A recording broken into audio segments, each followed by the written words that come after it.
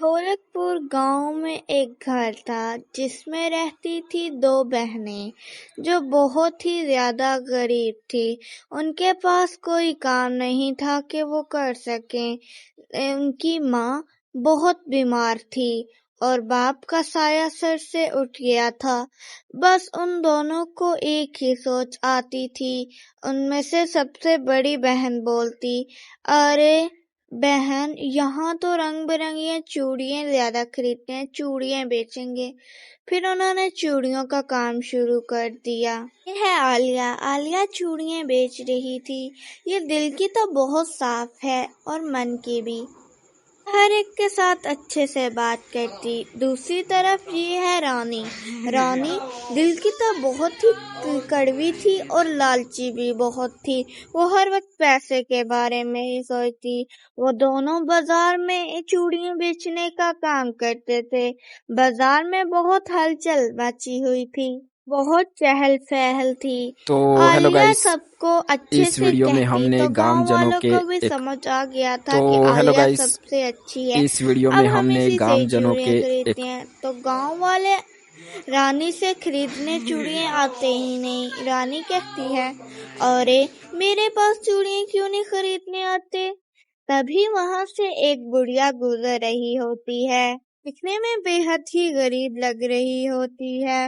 वो आलिया के पास आती है और कहती है, अरे बेटी, मुझे क्या एक दर्जन चूड़ियों की दे दोगी।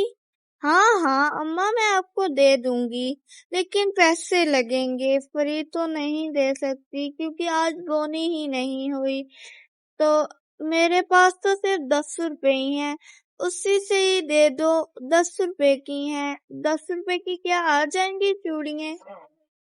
फिर रानी के पास आती है। रानी उससे कहती है, 10 रुपए की तो नहीं दूंगी, लेकिन अगर 20 की लेनी है तो माँ करो, लेकिन मैं 20 की भी नहीं दूंगी, 30 की दूंगी।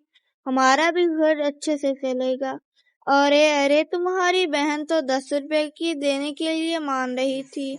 अरे वो नखट्टू को क्या पता बेचते कैसे हैं। इतनी मुश्किल से मैं खरीद के लाती हूँ, उसको क्या पता। तो तभी वो बुढ़िया आलिया के पास आती है चूड़ियाँ खरीदने। पता नहीं लोग मुझसे क्यों नहीं खरीदते। अच्छा कि मेरी हर बिरंगी चूड़ियाँ आती हैं। अरे बहन, तुम सबसे इतना रूडली तो बात हेलो करती हो, गाइस, इसलिए गांव वाले इस मुझसे वीडियो में ही हमने चूड़ियाँ गांव खरीदते जनों हैं। के तुम इकट्ठा हमसे होने आराम के से बात पोज करा दर्शाया करो है। तो वो तुमसे भी खरीदे। अरे अरे, तुम चुप रहो, तुम मुझे ना सिखाओ, ये तुम्हारा ही जादू है। पता नहीं तुमने इन गांव वालों पे क्या जादू किया है कि कोई गांव वाला मुझसे चूड़ियाँ खरीदता ही नहीं है। तुमने ही लगता है कुछ किया है। मुझे अब पूरा यकीन है तुमने ही कुछ किया है। अरे रानी, मैं ईमानदारी से चूड़ियाँ बेचती हूँ, इसलिए सब गांव मुझसे ही खरीदता है। तो मैं अब इसमें क्या करूं। उसी दिन एक अमीर शख्स अपनी बीवी के साथ जा रहा होता है। अरे ओ चूड़ी वाली, मुझे 1 दर्जन चूड़ी तो दे, मैंने अपनी बीवी को देनी है, और सबसे महंगी वाली देना क्योंकि मैं एक सेठ का बेटा हूँ। जी जी, मेरे पास महंगी वाली तो नहीं, लेकिन ये 10 रुपए की हैं, आपने खरीदनी है तो खरीदो। अच्छा अच्छा ठीक है, ये 10 रुपए वाली चूड़ियाँ दे दो।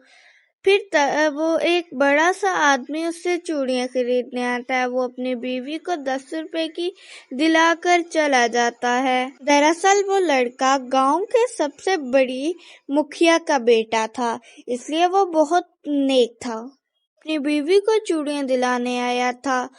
अरे अरे, कितने की हैं चूड़ियाँ, जरा दो तो सही 1 दर्जन मेरी बीवी को। हाँ हाँ देती हूँ, लगता है नया माल आया है, इससे महंगे पैसे लेती हूँ। अरे अरे, 100 रुपए की चूड़ियाँ हैं, खरीदनी है तो बात करो वरना यहाँ से जाओ, क्योंकि मेरी इस वक्त बोने का टाइम होता है। अरे अरे, ये साथ वाली तुम्हारी बहन तो 10 रुपए की दे रही हो, लगता है तुम ईमानदार नहीं हो। वो तुम्हारी बहन कितनी ईमानदार थी। मैं तो तुम दोनों की परीक्षा लेने आया था, मैं तो उसको जाकर ढेर सारे पैसे दूंगा। तो हेलो गाइस, उसी दिन से गांव इस वालों वीडियो को में अब हमने समझ आ गांव गया जनों था के कि आलिया इकट्ठा सबसे होने के ज्यादा पोज सस्ते दर्शाया दाम है। से देती है। अरे अरे बहन, मैं तुम्हारी परीक्षा ले रहा था जिसमें तुम पास हो गई हो। अब मैं तुम्हें ढेर सारे पैसे दूंगा। अरे अरे मुझे माफ कर दो, मेरे से गलती हो गई।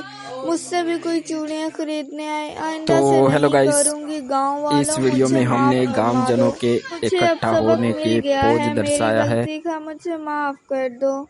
ऐसे रानी को सबक मिल जाता है। तो बच्चों, हमें भी हर काम ईमानदारी और अच्छाई से करना चाहिए।